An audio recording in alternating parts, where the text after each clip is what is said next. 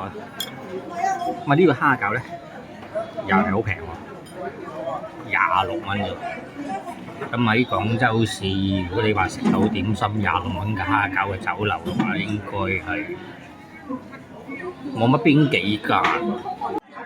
呢個點心嘅名咧就叫做傳統南橋酥。我係第一次見呢個點心嘅。咁南橋係咩意思咧？唔知。咁入邊係咩餡料咧？我又唔知。咁我係出一啲好奇嘅話咧，就係點咗嘅。各位網友大家好啊！呢度係解放中路啊。咁啊應一個海外網友嘅請求啦，佢想幫我佢拍佢細個時候成長嘅地方啦，3條舊嘅街巷，包括係國公街、思好巷同埋華邦。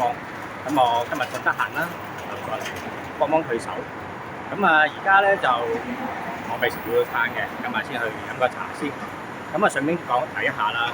咁如果各位網友嘅話咧，想請求我幫佢拍一啲係佢成長嘅舊嘅地方嘅話咧，可以喺評論區留言俾我會盡力咁樣滿足佢哋嘅請求嘅。好，我而家去飲茶先。出於好奇，咁我嚟之前嘅話，上網搜索咗一下呢3條街巷，咁啊原來好有歷史淵源嘅噃。咁啊對廣州歷史咧就加深咗認識啊。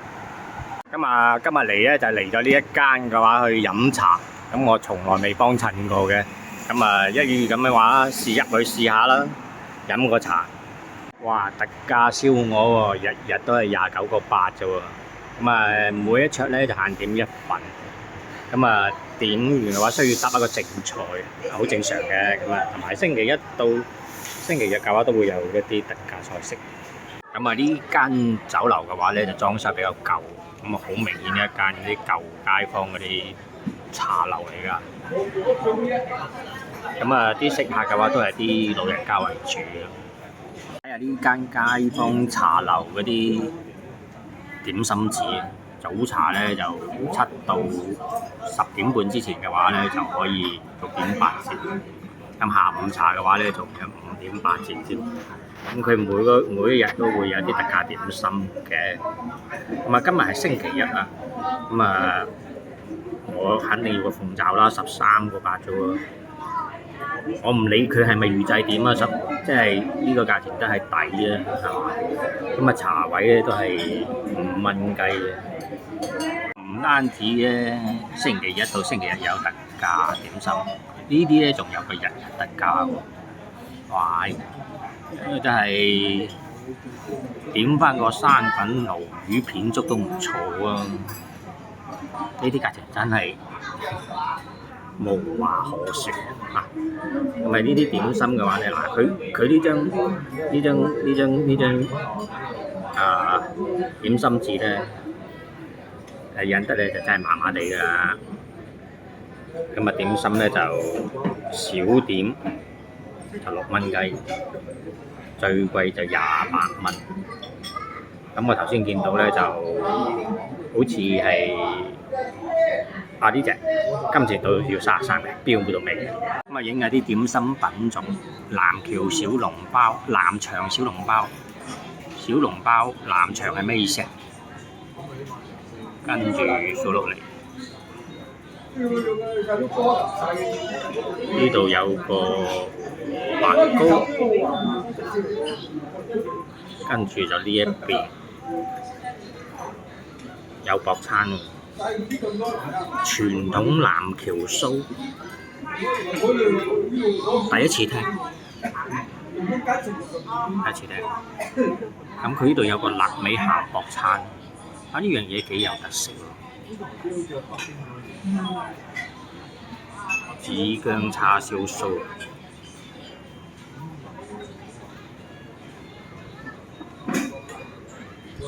清香柚子酥，呢啲係粥品啦。自製豬潤腸，點秘製法呢？香滑麻芝麻布拉腸，哇！個名好令人好奇啊！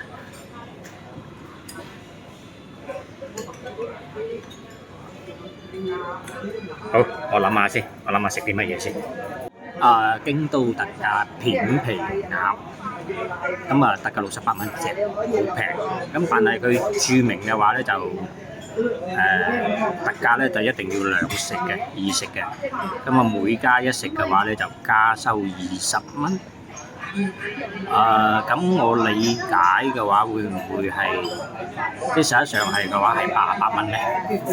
我等間問一問個服務員先。咁啊冇錯，我頭先問個服務員咧，其實就即係一隻咧就88蚊二食。咁啊樓下嗰個29個8嘅燒鵝嘅話咧，就要配一個正價菜。咁我一個人過嚟嘅話就又唔係食飯嘅話，就真係無福消受啦。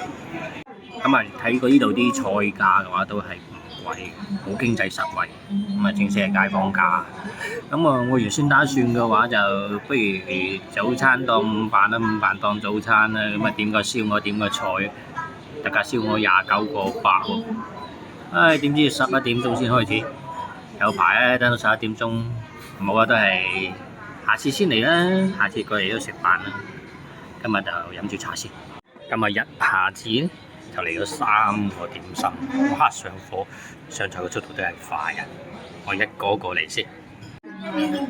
鳳爪，今日13個8嘅特價點心，哇！一夾就爛咯。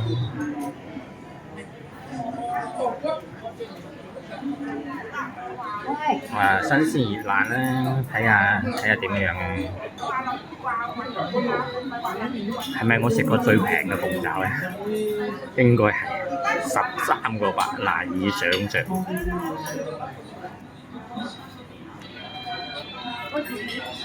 嗱咁講啦，係腍得滯嘅，腍到有少少爛得滯咁腍。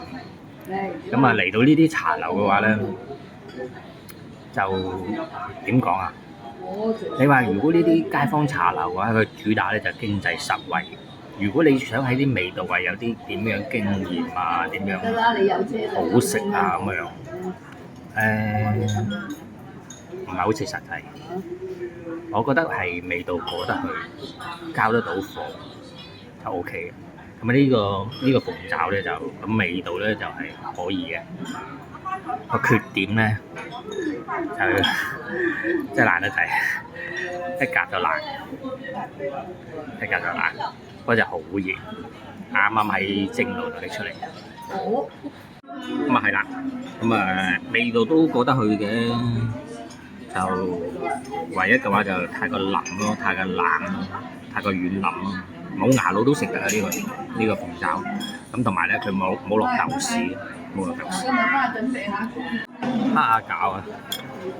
咁啊呢個蝦餃咧又係好平喎，26蚊啫。咁喺廣州市，如果你話食到點心26蚊嘅蝦餃嘅酒樓嘅話，應該係冇乜邊幾間。咁佢就拎出嚟嘅話，咁講下啫。亦都係熱嘅，咁就個頭就要細啲，好試下先啊！咁啊，梗係啦，1分錢1分貨啊，26蚊啫喎。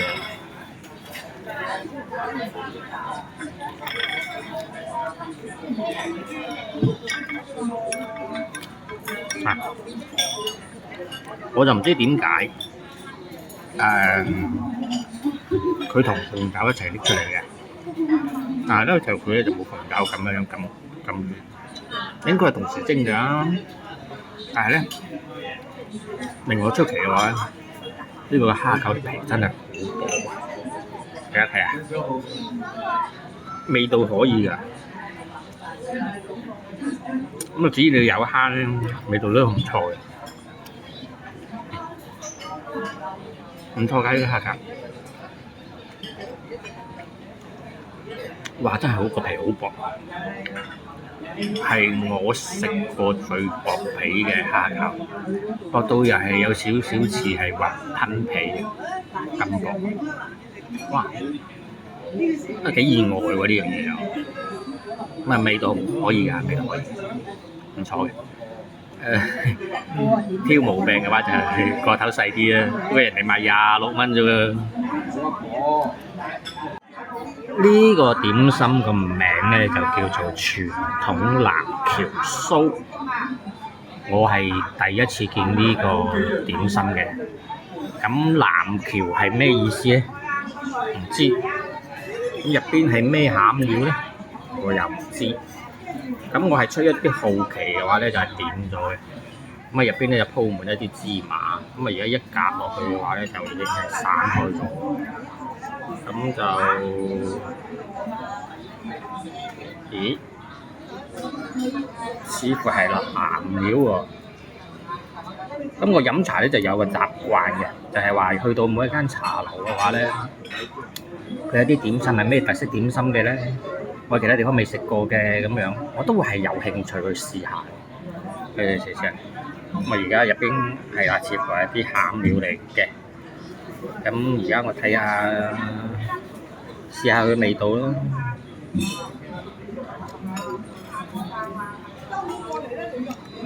係好酥脆，係好酥脆啊！好酥脆。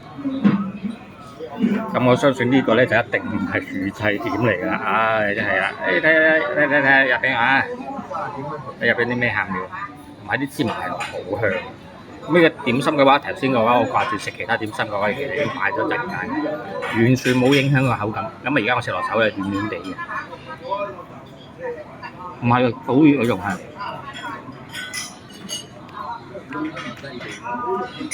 但好食喎，唔係講笑喎，真係。咩餡料啊？好甘香，好酥脆，入邊咧就呢啲係韭菜啊。咁我自己唔係食家嚟嘅，對入邊嗰啲材料嘅話咧就唔係好識分。咁真係好食喎，唔係講笑喎，真係幾意外驚喜喎呢個。好甘香啊！入邊係啲咩料咧？啲乜嘢咧？好似有啲韭菜香，你其實有啲肉香，唔知。總之一句好食。臘味鹹薄餐，咁我點佢嘅原因咧就佢話有臘味，咁我自己就一般嚟講好少食鹹薄餐，我比較中意食甜薄餐嘅。咁佢話有加咗臘味落去，咁啊試下啦。咁啊而家咧就個賣相咧，我覺得佢好似煎得唔係好夠燶。咁而家睇下味道點樣樣，啲味道冇事啊。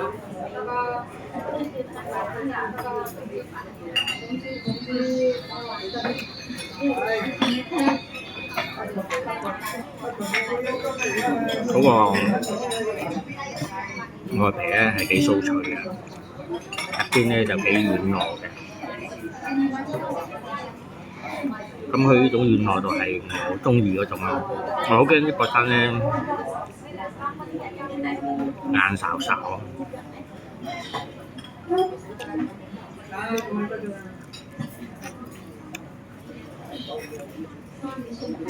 雖然涼咗啊，凍咗，係味道都可以，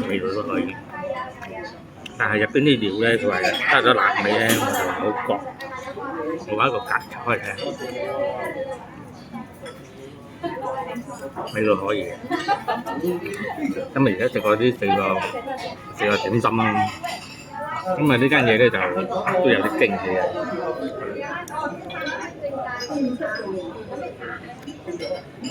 呢個係咪臘味？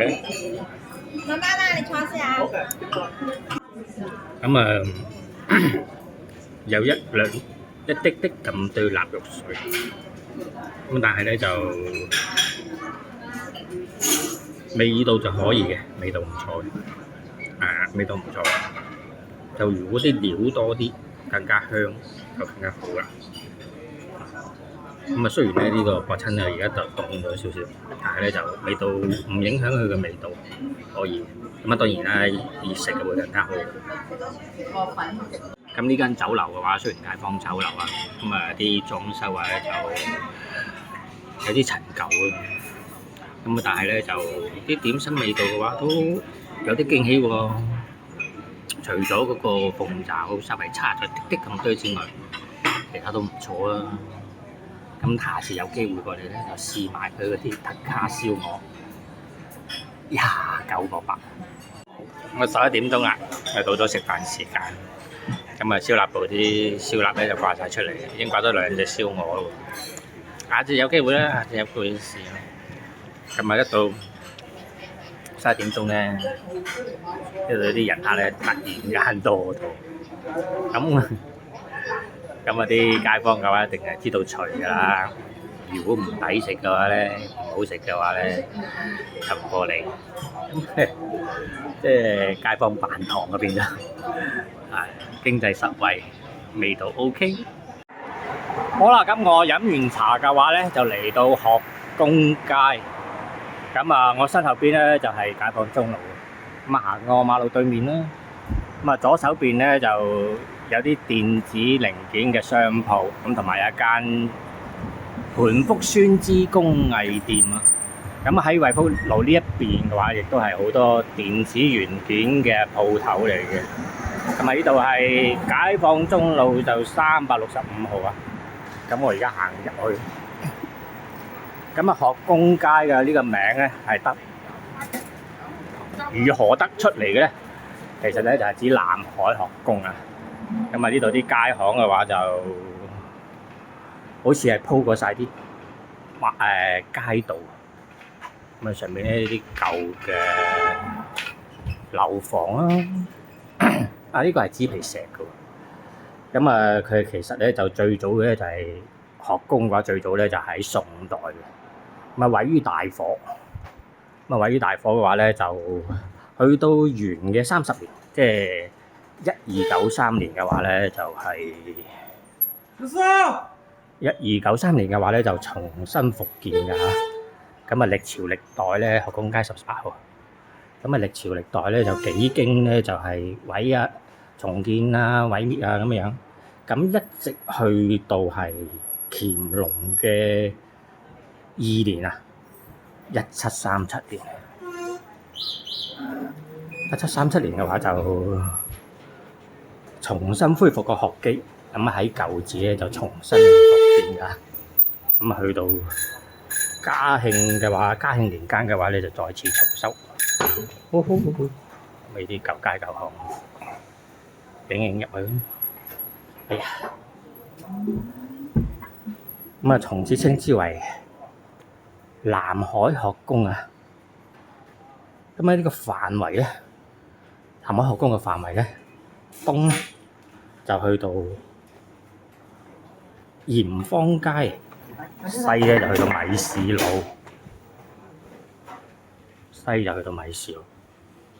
北咧就去到普寧里，南咧就去到玉華坊。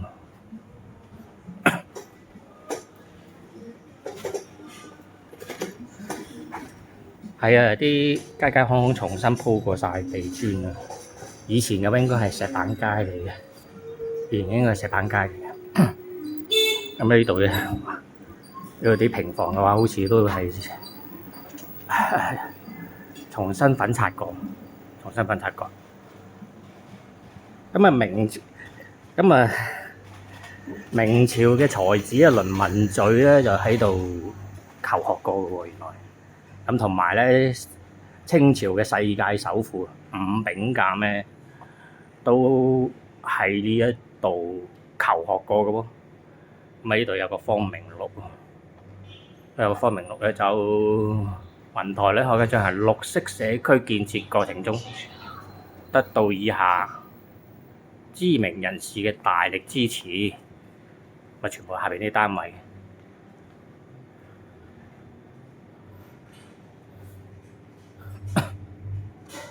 呢度都係一啲上世紀80年代嘅石米樓，呢度咧就係玉華北約，同埋呢度咧啲舊樓咧好多時候咧都係加收，大家夾錢咧就加裝咗電梯啊，加咗電梯。咁呢啲石板街咧重新鋪過嘅話咧就見仁見智啊。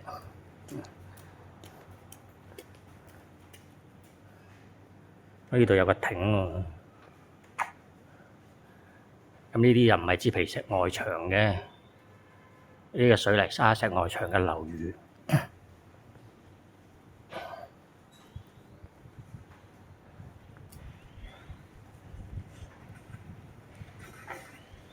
呢度有個讀得書少啊，工場數舊啊！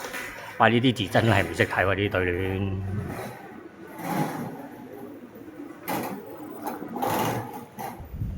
咁喺呢度都有個簡介嘅，入去睇睇。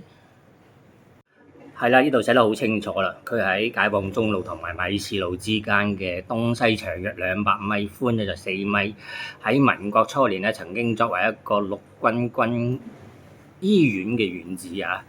咁後來咧就遷到流花湖邊，咁就喺元明清嗰代咧就係南海學宮嘅所在地。咁啊1918年嘅話咧就闢為內街，咁誒就學宮街咧就係因為南海學宮而得名嘅。咁啊下邊咧就亦都會有一段嘅好長嘅歷史啦。原來係由頭先我所講啦，由元代就已經開始1293年啦，咁一直到而家嘅現至咧。咁如果我唔讀落去咯，太長咯。咁如果大家有興趣嘅，係去上去百度搜下啦。咁我而家繼續去拍拍呢度學宮街嘅街景啊。咁啊呢度咧就入邊啲內街，行入去啦。學宮街41號，行呢啲內街。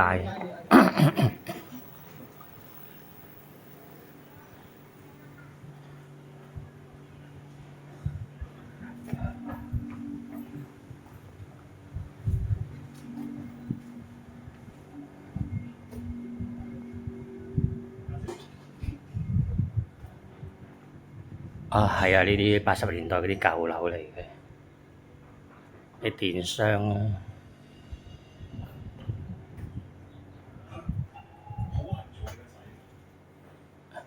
嗱，其實咧呢條街嘅話咧，我係未嚟過嘅，因為我唔係喺呢邊大嘅。咁有啲出乎我意外咧，就係話街兩邊咧都係一啲上世紀80年代嘅一啲建築，唔係平房嚟嘅喎。咁已經係爭好遠啦嚇。咁你知啊，嗰陣時廣州人嗰啲居住環境係幾咁差啦，住喺啲平房，陰暗潮濕啊。咁佢起碼呢度嘅話，全部即係呢啲樓宇嘅話5、6層啊，5、6層高啊，呢啲咁嘅樓宇嘅話咧就個居住條件其實都算 OK 嘅，起碼光猛啦，係嘛？光猛同埋啲樓宇都幾新，即係喺舊廣州咁嘅年代咧，就算 OK。咁所以網友嗌我過嚟拍嘅話咧，我都係冇錯啦。南海學宮。咁而家咧就我根據網上資料咧就南海學宮嘅話，而家就係南海中學。南海中學咧就應該喺西華路嗰邊有間南海中學。咁我估計咧就南海學宮嘅話咧，就同西華路嗰個南海中學嘅話咧，就亦都係有啲關聯嘅。咁亦都係好多謝呢個網友啊。其實作為一個廣州人嘅話，了解多啲廣州嘅歷史咧，就係好應該。咁我對呢樣嘢咧就係好慚愧。呢個區呢條街嘅歷史咧就係好慚愧。原來倫文敘喺度讀過書嘅，倫文敘好多人都識啦，係嘛？學宮街51號北門。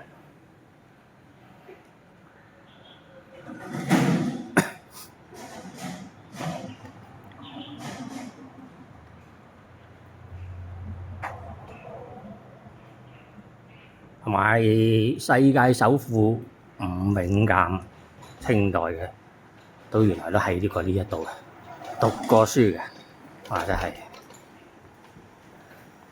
唔講唔知啊！OK，行到呢度嘅話，應該係米市路嚟嘅。咁好，我而家學工街，係啦，呢度米市路啊，米市路、解放中路同埋米市路之間。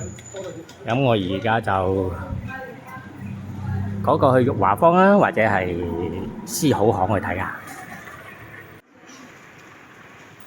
咁喺米市路呢個角度影翻入去個學工街。好，咁而家我由學工街度行過去思好巷嗰邊。咁呢一段嘅話咧，我就唔停機啦，一路開住機一路行過去。咁跟住個導航行過去咧。咁呢度咧就係米市路啊，米市路，咪越秀區。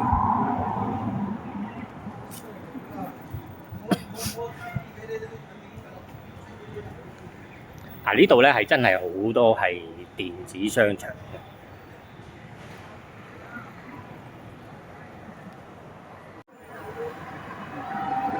嘅，米市電子商場啊！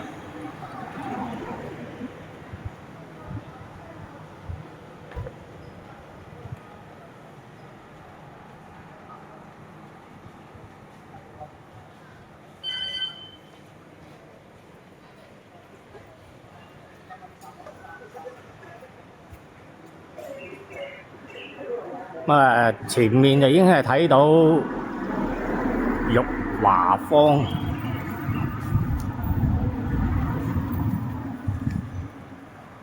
左手邊呢度咧就係玉華坊啊。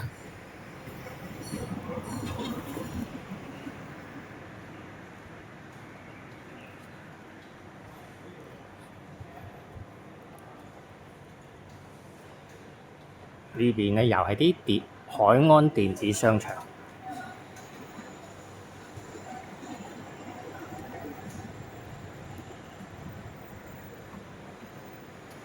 玉華坊。咁玉華坊嘅名咧就係源自於嗰個學工街前嘅牌坊，或者係照壁。咁呢個係其中之一個嘅名字來源。另外嘅話咧，亦都可能源自於唐代嘅四大古井之一月泉井、月華樓有關。咁喺明清嘅時候嘅話，亦都曾經記載住個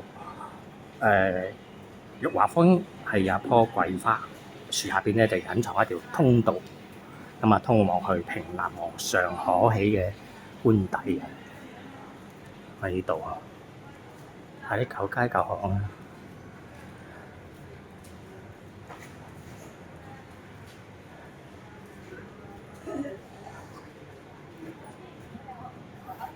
佢呢一度嘅話咧，啲街嘅話咧，同頭先嗰個學前街係唔一樣嘅。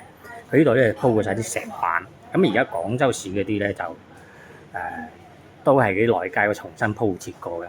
咁呢啲咧就攞新嘅青石板咧，就換晒啲舊嘅青石板。咁我估計咧就係考慮咧，就可能咧就把呢個樓要重新品拆過，就可能咧舊啲青石板咧就係有啲凹凸啦，咁有啲光滑啦，啲老人家咧就好可能嘅話咧就係出入嘅話容易跣到啦。廣利大街，咁我盡量行慢啲啊，咁影多啲街景。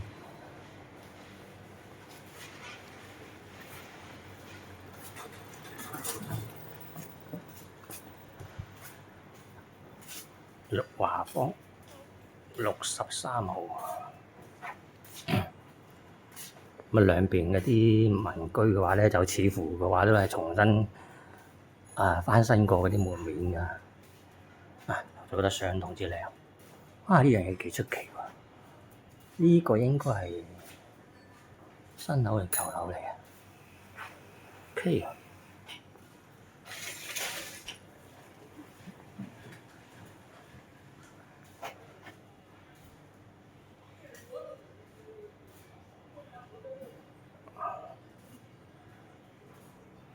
前邊有個婆婆，影緊，影返轉頭啦。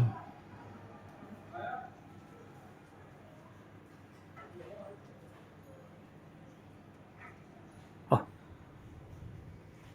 繼續向前行。咁啊，頭先學公街嗰度咧，就啲鋪過晒啲係啲地磚嚟嘅。咁呢度咧鋪過晒咧係啲青石板嘅。咁呢啲青石板嘅話咧就係唔會跣腳，咁啊就比較平整。咁呢間屋嘅話咧，好似應該係重新貼過晒啲瓷磚啊。玉華坊25號。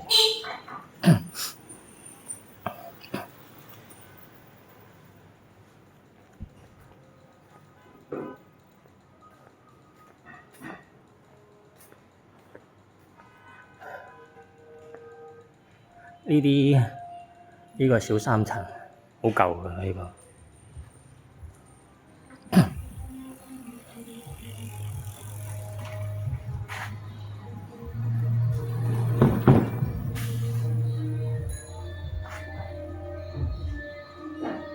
玉華坊20號。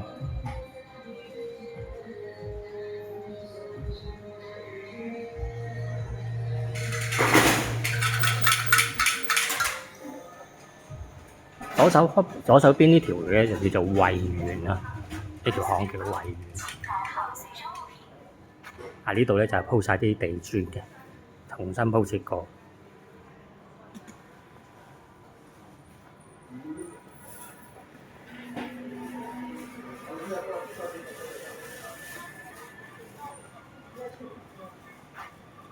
哇！呢棵樹好粗壯。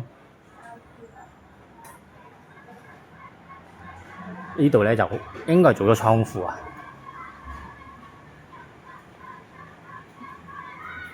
玉華坊10號應該做咗倉庫啊。好，咁啊，差唔多行到去解放路嗰邊咯。呢邊咧就係玉華坊2號啦。呢度咪解放路咧？係啊，解放路啊！頭先喺嗰邊過去兜咗個圈。好，咁我去思好巷啊。由於解放中路嗰邊咧起緊個新樓，咁啊變咗咧，我揾嗰啲條思好巷嘅話咧都揾咗好耐，咁地盤封咗，咁呢度思好巷啊。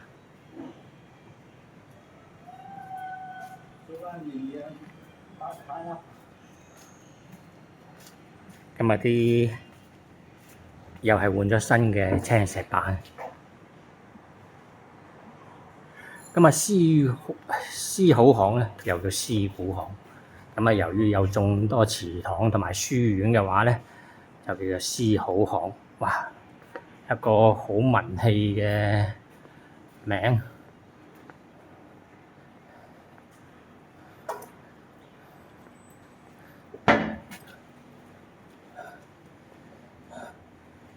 思好巷1號。咁而家就係廣州市回民小學。呢度真係唔熟啦。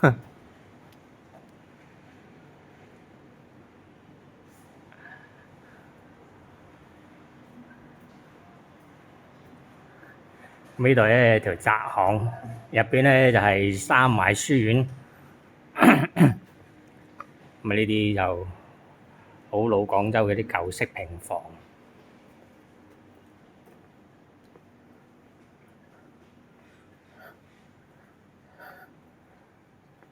係啦，三槐書院。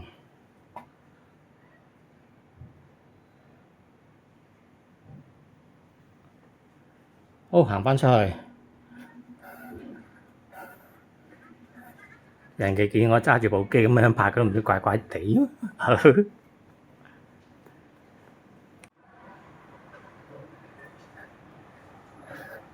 呢度咧就道南書院啦，始建於清代，楊氏合族嘅宗祠啊。楊氏合族嘅宗祠，咁入邊有啲街坊喺度打緊麻雀。入邊都破舊下，影下先。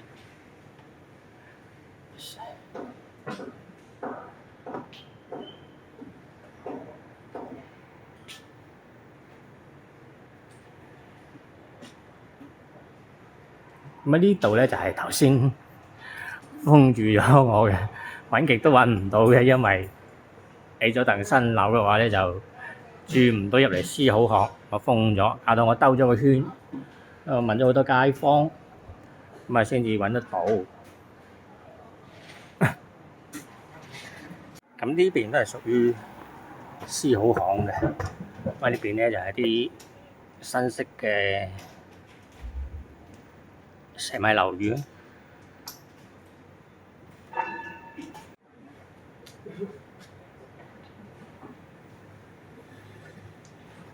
我行上嚟拍埋去，咁條巷嘅話就真係好細嘅啫，條巷真係好細嘅，知道。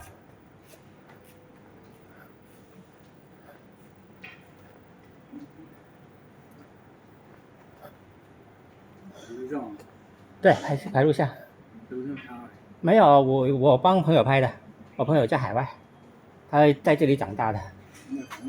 不是，給他看一下對老家，很多年沒有回什麼，回廣州，我幫他拍一下。他在這裡長大，思好巷。哇！呢度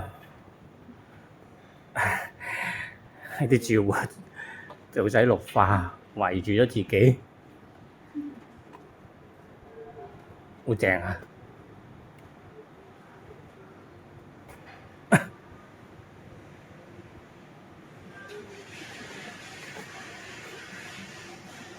好，呢邊咧就係解放中路嘅方向啦，行翻轉頭。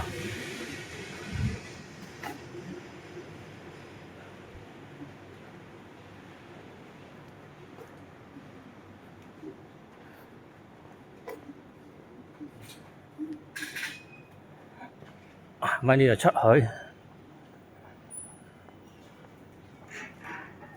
咪呢度係思好巷15號。